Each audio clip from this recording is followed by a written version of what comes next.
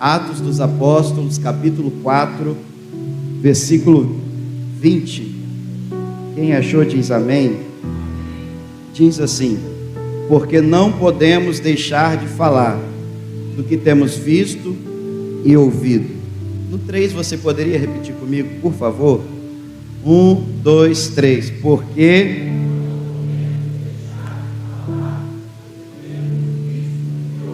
amém. Obrigado pela sua paciência. Pode tomar o seu assento. Glória a Deus.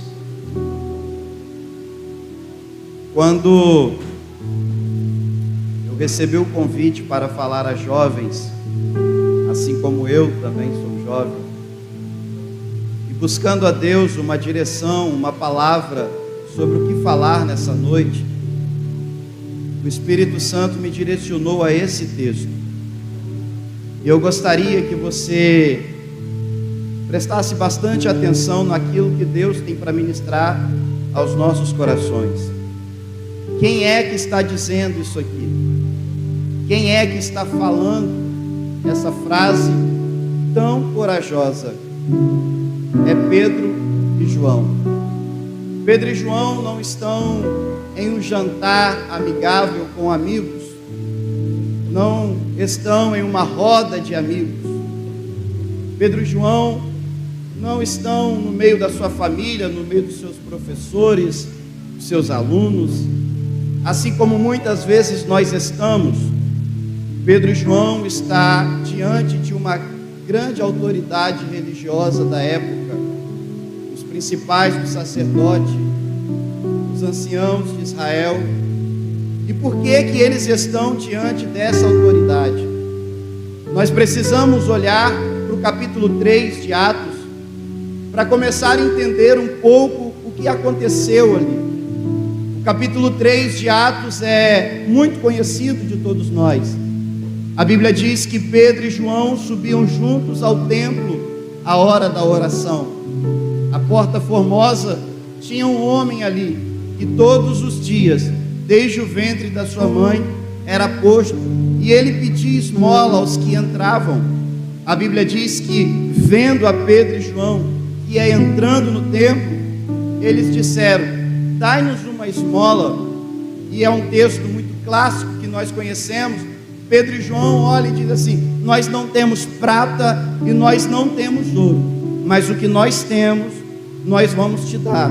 Em nome de Jesus, levanta e anda. A Bíblia diz que aquele homem dá um salto após Pedro e João pegar pela mão deles, e ele entra dentro do templo, louvando, adorando ao nome do Senhor.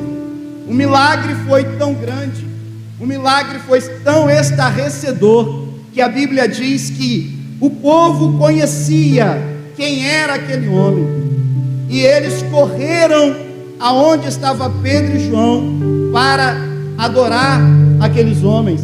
E Pedro e João disseram: o que vocês estão fazendo? Por que vocês olham tanto para nós, como se fosse pela nossa própria virtude, como se fosse pelo nosso próprio poder que esse homem se levantou? Então Pedro aproveita a oportunidade para pregar, para falar em que autoridade ele fez aquilo, e ele vai dizer: foi no nome de Jesus, nos quais os principais do povo crucificaram, mataram, mas ao terceiro dia ele ressuscitou. A Bíblia diz que aquele alvoroço estava muito grande. De repente, o capítulo 4 vai iniciar dizendo: e estando eles ainda falando ao povo, quem é que chega? Os principais dos sacerdotes.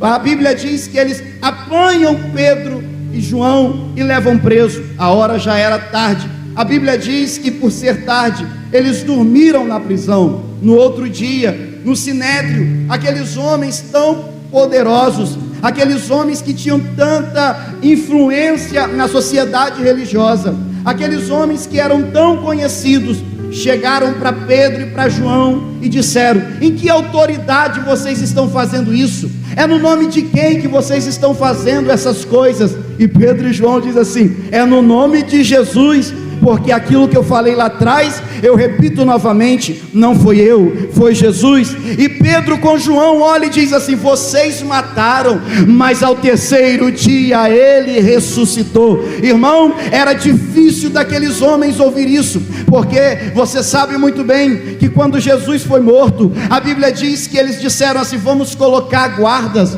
para que ninguém venha aqui, tome o corpo de Jesus e digam que ele ressuscitou. E nós conhecemos a história, sabemos que não importa o tamanho da pedra que colocaram ali, não importa quantos guardas tinham ali, a Bíblia diz que um anjo veio, tremeu a terra, a pedra foi removida. E quando as mulheres foram lá no sepulcro, eles disseram: porque procura entre os mortos aquele que está vivo. O milagre era tão grande que os principais dos sacerdotes não poderiam fazer nada. O povo estava do lado de Pedro e João, e eles disseram: vamos fazer uma conferência entre a gente. Reuniram eles e disseram: e aí, o que a gente vai fazer? Daqui a pouco eles voltam para Pedro e João e dizem assim: olha, não fala mais nesse nome não, vocês estão liberados, mas não fale mais nesse nome.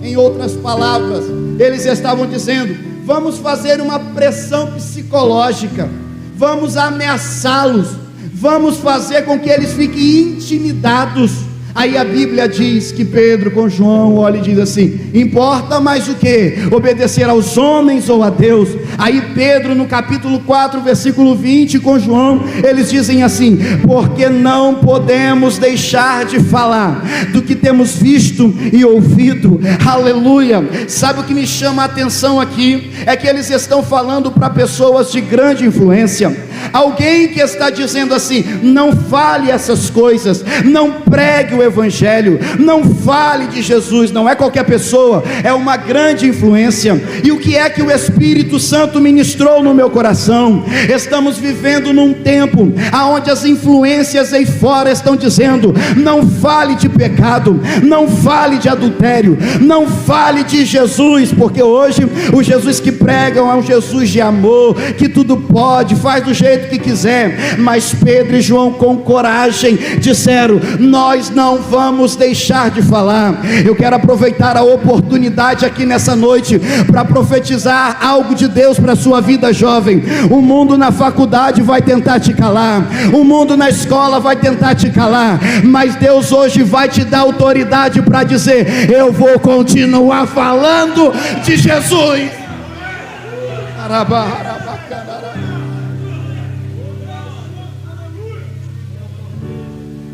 Agora olha para cá, quem é que está falando? Pedro e João. Lucas capítulo 22, 56. Esse mesmo Pedro, quando Jesus foi preso, e Lucas faz questão de dizer, assim como Mateus, diante de uma criada, quando perguntaram para eles: tu conhece ele? Andou com ele? Você se parece com ele? Você é discípulo dele? Eles disseram: não. Diante de uma criada é alguém que representa pouca influência. Só que esse mesmo Pedro, em Atos capítulo 4 versículo 20, está dizendo para alguém que tem muita influência: eu não vou me calar. Aí você me pergunta: pastor, o que é que tem no Pedro de Atos 4:20 que não tem no Lucas de 22:56? Jesus disse em Atos capítulo 1 versículo 8, o que é que eles tinham? Mas recebereis a virtude do Espírito Santo, que há de vir sobre vós, e ser-me-eis testemunhas tanto em Jerusalém, Judeia, Samaria e até os confins da terra. Pastor, o que é que eles tinham? Eles tinham o poder do Espírito Santo, eles tinham a essência do Espírito Santo. Irmão, deixa eu te dizer uma coisa aqui nessa noite: não adianta vir bonitinho para a igreja, não adianta só cantar no coral, não adianta fazer alguns cursos, se você não tem a presença do Espírito Santo, você não vai ter coragem de falar de Jesus por aí.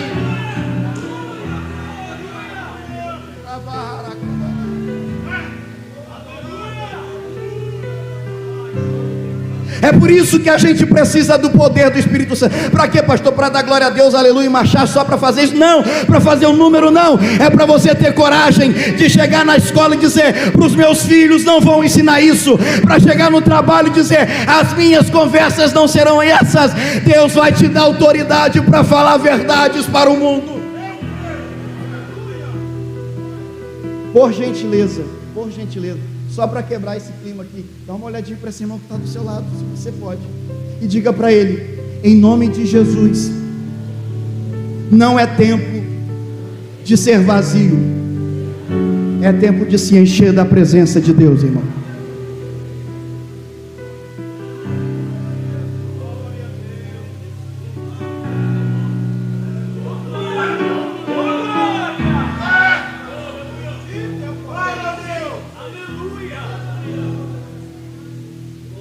Porque quem não tem a presença de Deus e está aqui, que faz qualquer coisa na obra do Senhor, e não tem a presença de Deus, ele não é outra coisa a não ser alguém que vive de aparência. Porque quem não tem a presença tem a aparência. E para basear essa minha fala, 1 Samuel capítulo 16, versículo 13. Samuel vai na casa de Jessé para ungir um rei.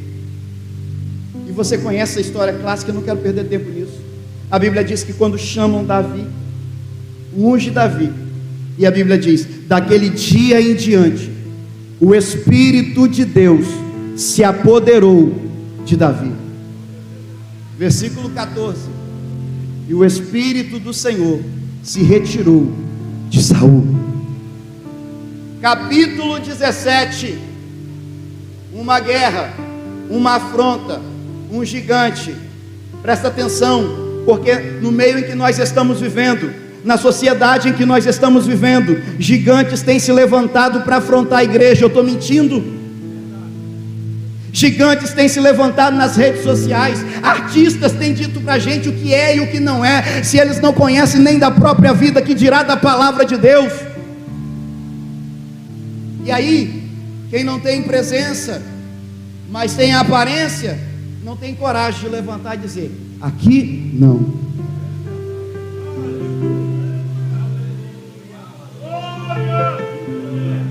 Porque todos os dias, 40 dias, 2 vezes ao dia, Golias aparecia e dizia: não tem homem em Israel. Irmão, se fosse hoje, já é difícil um homem ouvir dizer assim: tu não é homem não. Imagina naquela época. Saul tinha a aparência, mas não tinha presença. Os irmãos de Davi, os 3 mais velhos, a aparência, no capítulo 16, eram fortes, bonitos, mas não tinha presença. Aí a Bíblia diz que Jessé chama Davi e diz assim: Davi, vai lá ver a guerra, leva aqui comida dos seus irmãos, dos capitães, e pergunta como é que eles estão. Tá bom. A Bíblia diz que Davi deixa as ovelhas com guarda e sai. Quando ele chega no local da guerra, ele se depara com o gigante. Ele diz: o que esse circunciso está falando? E alguém diz assim: Davi, é todo dia ele vem aqui, afronta e ninguém faz nada. E Davi diz: é mesmo? É, e tem mais. Quem venceu o gigante? O rei vai dar a filha para casar, vai enriquecer a família e vai fazer a família isenta de impostos. Sabe como é que é? É isso. Levam Davi na presença de Saul. Saul que não tem a presença, mas tem a aparência. Porque assim, quem tem aparência só mede as coisas pela aparência também. Saul olha e diz assim: Davi, vou te dar um conselho, você é moço, e ele é homem de guerra desde a mocidade. Em outras palavras, o que você tem de idade, ele tem de experiência. O que você vai fazer, Davi? Aí Davi, que tem a presença, ele chega e diz assim: deixa eu contar uma história para o senhor, com todo respeito. Eu respeito a sua aparência, mas deixa eu falar o meu testemunho de presença. A Bíblia diz que ele diz assim: quando eu estava no campo,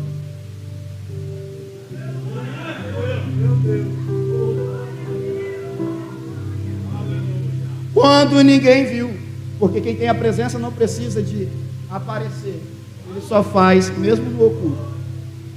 Vinha um leão e o urso tomava ovelha, e não era o urso que corria atrás de mim, era eu que corria atrás do urso. Agarrava pela barba e dizia: nas ovelhas do meu pai não. Meu Deus do céu, vou liberar uma palavra profética para a sua vida. Deus vai honrar quem defende as ovelhas do Senhor.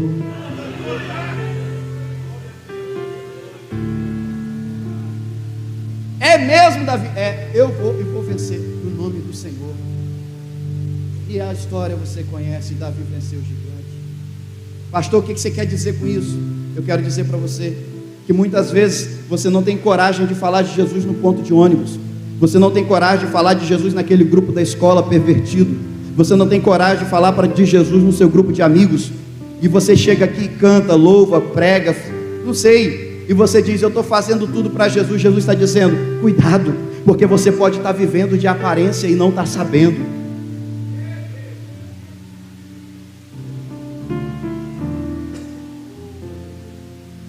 Pedro e João disseram: porque não podemos deixar de falar do que temos visto. Qual é a lição para a nossa vida aqui? Eu tenho experiência. Eu não vou deixar de falar, não é pelo que eu fiquei sabendo por algo, porque eu vi. Aí já foi dito aqui hoje, Isaías capítulo 6, no ano que morreu o rei Uzias, eu vi o Senhor assentado no alto do trono. Experiência própria. Só um parênteses aqui: enquanto os tronos da terra ficam desocupados, ele olha para o alto do trono e nele está assentado o Senhor. Uma lição que Deus estava querendo dizer para Isaías: Isaías, o teu ministério não depende do que sai da terra, porque o da terra pode começar bom e depois pode se corromper, mas é daquilo que vem do céu, que permanece para sempre.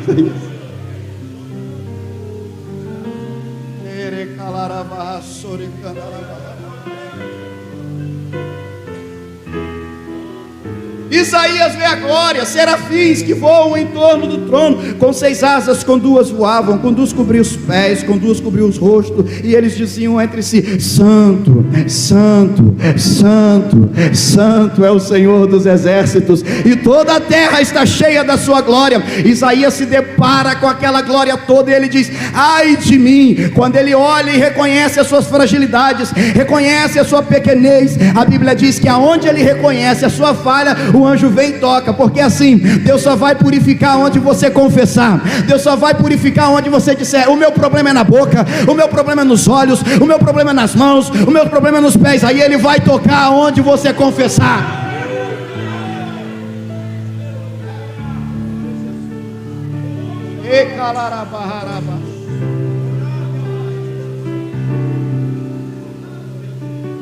Ele vê tudo. Os serafins falam, mas ele ainda não ouve a voz de Deus. Versículo 7, se eu não me engano. Aí ele ouve a voz de Deus: quem enviarei? Quem há de nós? Aí alguém que teve uma experiência própria do que temos visto, não podemos deixar de falar do que temos visto: Senhor, eis-me aqui, envia-me a mim. Eu tenho uma palavra de Deus para a sua vida, jovem. Olha para cá para mim. Eu tenho uma palavra de Deus para a sua vida. Deus quer revelar coisas grandes para você. Deus quer levantar vocês como instrumento de fala profética nessa geração. Deus quer levantar vocês como instrumentos do Senhor nessa geração, mas não dá para perder tempo com outras coisas a não ser com a presença do Senhor. Eu profetizo em nome de Jesus: vai descer uma glória de Deus sobre a vida de cada jovem, porque Deus vai levantar uma juventude forte na presença dEle. Aleluia. Porque eu só posso falar do que eu vi. Eu só posso falar da minha experiência. Não dá para eu falar da experiência dos outros. É por isso que Atos capítulo 9, Paulo só pregou depois que Ananias veio orou por ele. Porque o texto diz E Ananias chegou e disse: irmão Saulo, eu vim aqui orar por você, para que tu torne a ver e seja cheio do Espírito Santo. Aleluia! Glória. Irmão, você pode entender de hermenêutica, glória a Deus, homilética, glória a Deus, exegese, glória a Deus, você pode entender de oratória, glória a Deus por isso, mas o que não pode faltar na vida do crente é a presença do Espírito Santo. Não pode faltar isso na nossa vida. Você não pode, jovem e adultos também, depender da experiência dos outros, da unção dos outros, porque quem depende da unção dos outros não serve nem para subir. Mateus capítulo 25, às 10 diz: 5 loucas, 5 prudentes, tardando o noivo, todas dormiram, mas à meia-noite ouviu-se o clamor: aí vem o noivo, sai-lhes ao encontro. As loucas viu que não tinha azeite, olharam para as prudentes e disseram assim: dai-nos do vosso azeite. Não, porque se eu te der, vai faltar para a gente, e aí nem vocês nem a gente, mas vão a quem vende e compre para vocês. Eu queria dizer para você nessa noite, com toda a seriedade e com todo respeito, não dá para depender da unção do teu pai,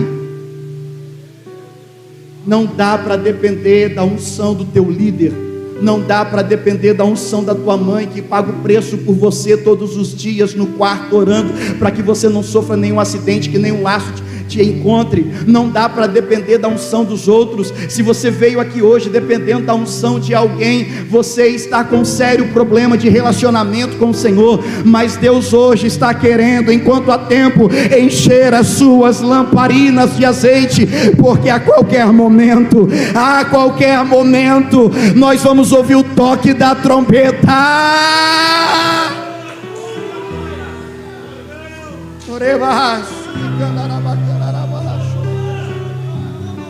Irmão, não dá mais para ser um crente mais ou menos, não dá mais para ser um crente light, que serve a Jesus só no domingo. Você precisa ser um crente cheio do Espírito Santo, querido.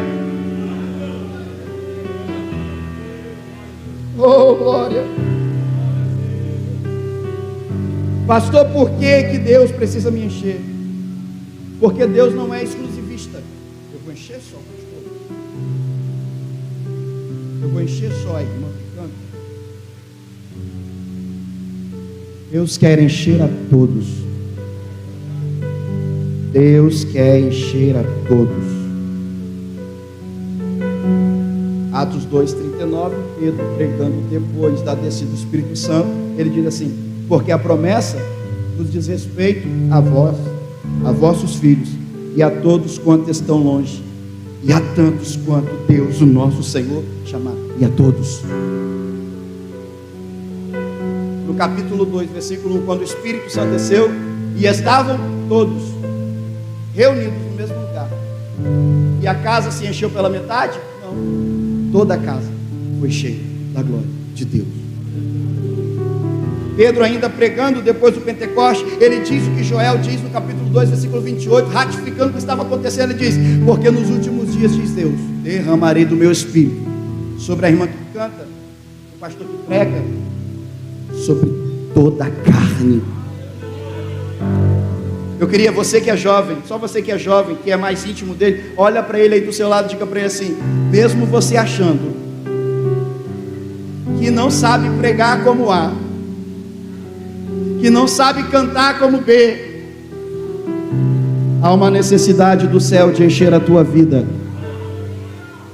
Por quê, pastor? Porque você precisa ser boca de Deus na tua escola, você precisa ser boca de Deus na faculdade. É por isso que você precisa se encher do Espírito Santo.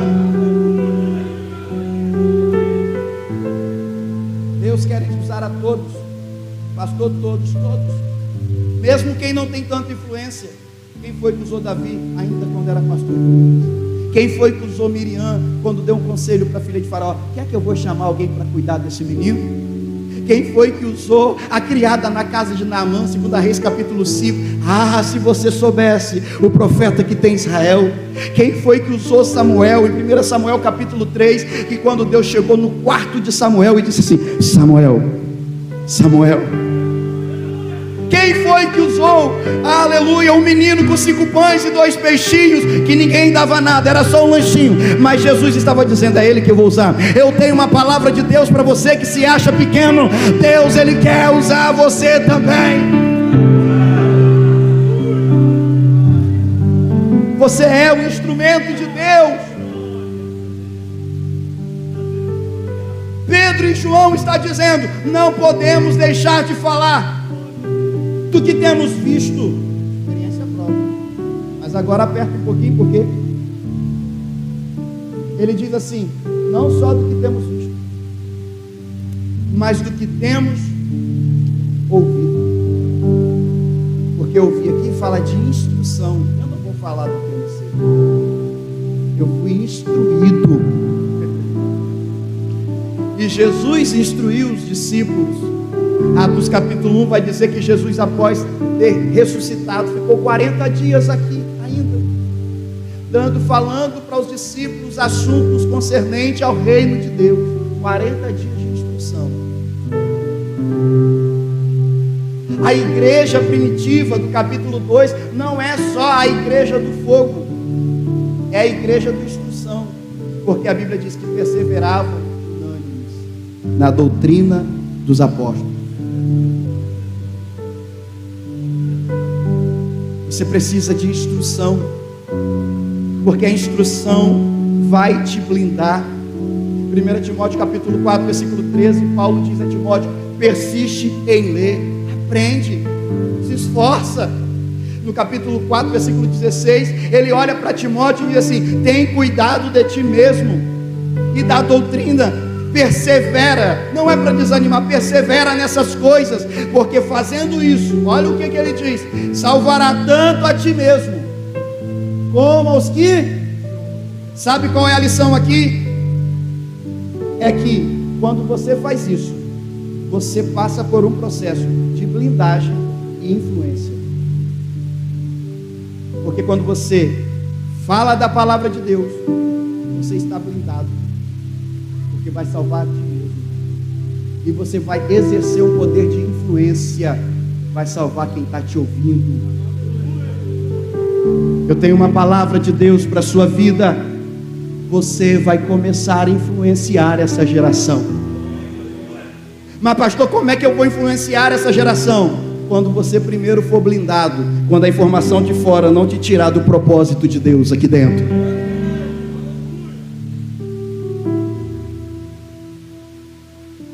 Quando você entender esse segredo da instrução, você vai valorizar os cultos de ensino. Eu sei que essa igreja valoriza. Você vai valorizar a escola bíblica dominical.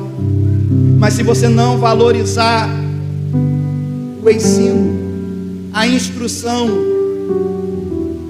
eu tenho uma triste notícia para te dizer: a sua casa será edificada sobre areia. Jesus disse em Mateus capítulo 7: aqueles, pois, que ouvem as minhas palavras e não as praticam, compará-lo-ei ao homem insensato que edificou a casa sobre areia. É engraçado que às vezes quem não observa a instrução até cresce, quem não observa a instrução até constrói, quem não observa a instrução, aparentemente por fora é igual quem está obedecendo a instrução.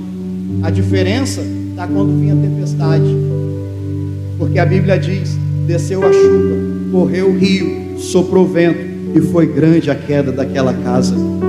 Mas o crente que ama a instrução, às vezes ele não cresce como alguns, às vezes ele não aparece como alguns, mas eu não sei se você percebeu, soprou um vento na tua casa e você está de pé. Eu não sei se você percebeu, a tua empresa quase faliu e você permanece de pé. E alguém diz: da onde essa fé? Você vai dizer: não é porque eu sou melhor do que ninguém, é porque a minha base está na palavra de Deus.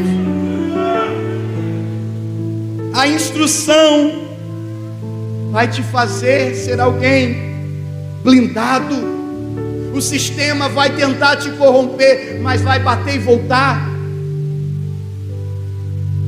Porque quem não é blindado, às vezes vem para a igreja e diz assim: olha, o pastor falou isso, mas aquele negócio que eu vi lá no Rios, do Instagram, falou de um jeito assim que eu acho que não é isso não. Mas se você estiver blindado pela palavra de Deus, você vai discernir o que é de Deus e o que não é de Deus. Você lembra de Daniel? Chegou em Babilônia, porém era instruído. O Espírito de Deus estava com Daniel. Ele disse: eu não vou me contaminar com o manjar do rei. Deus está olhando para cada um de nós aqui, dizendo: e aí, até quando você vai ficar assim mais ou menos? Até quando você vai se contentar em ser só isso aí? Eu quero te encher e te instruir. Eu quero te encher e te instruir. Eu quero fazer uma obra completa na sua vida. Temos um exemplo em Atos capítulo 6, versículo 10. E eu quero, debaixo desse exemplo, dizer uma frase que eu fiz questão de anotar aqui. O sistema não pode resistir um crente cheio do Espírito Santo e de entendimento. Eu vou repetir para você. O sistema não pode resistir um crente cheio do Espírito Santo e de entendimento. Atos capítulo 6, 10, tentaram resistir a Estevão, mas o texto diz: e não podiam resistir à sabedoria e ao Espírito com que falavam. Eu estou falando de algo muito atual aqui, porque o sistema tenta resistir à igreja, mas se a igreja estiver baseada na palavra de Deus, eles não poderão resistir. Nada pode contra a verdade. E aí, pastor, vai ser um mar de rosa? Não, aí para isso que você precisa estar cheio do Espírito Santo, porque a Bíblia diz que eles tentaram corromper as pessoas. Disseram assim: vamos levantar um monte aqui, vamos dizer que eles falaram isso sem ter falado isso. Vamos dizer que eles falaram contra Moisés, contra a lei. Porque quando o sistema não puder contra, isso aqui é muito sério que eu vou falar, e com muito temor para a minha vida e para a sua vida, porque os dias são difíceis, porque o sistema não vai poder contra a verdade da igreja, e quando não puderem, vão inventar mentiras. Vão querer levar você preso, porque você foi homofóbico, porque você foi fundamentalista. Mas a Bíblia diz que apedrejaram Estevão. Também foi falado aqui, glória a Deus por isso. Estevão foi promovido, foi aparecer nas emissoras, ganhou milhares de seguidores no Instagram por causa disso? Não. Porque quem tem o Espírito Santo não espera promoção humana. Quem tem o Espírito Santo espera uma promoção celestial. Porque enquanto estavam batendo nele, a pedra batia, o sangue escorria. Ele olhava para o céu e ele dizia: eis que vejo os céus abertos.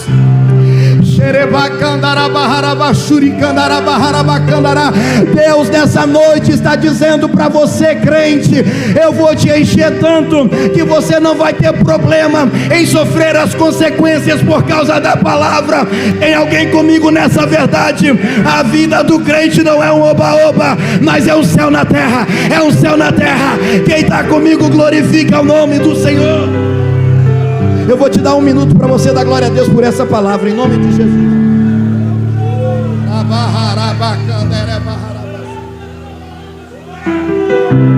Um minuto para você dar glória a Deus do seu jeito. Pastor, para quê? Não sei, talvez você vai se encher agora. Pastor, para quê? Não sei, talvez você vai se quebrantar agora. Mas não sai daqui vazio. O mundo está uma guerra contra a igreja.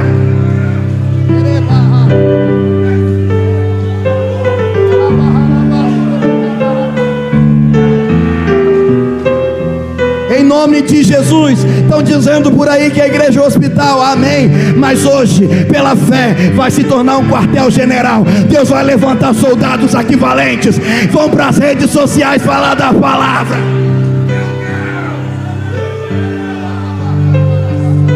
É o poder de Deus que desce sobre este lugar para te dar autoridade para enfrentar o sistema, como pregou o pastor Alessandro. Nesta noite, ei, nesta noite,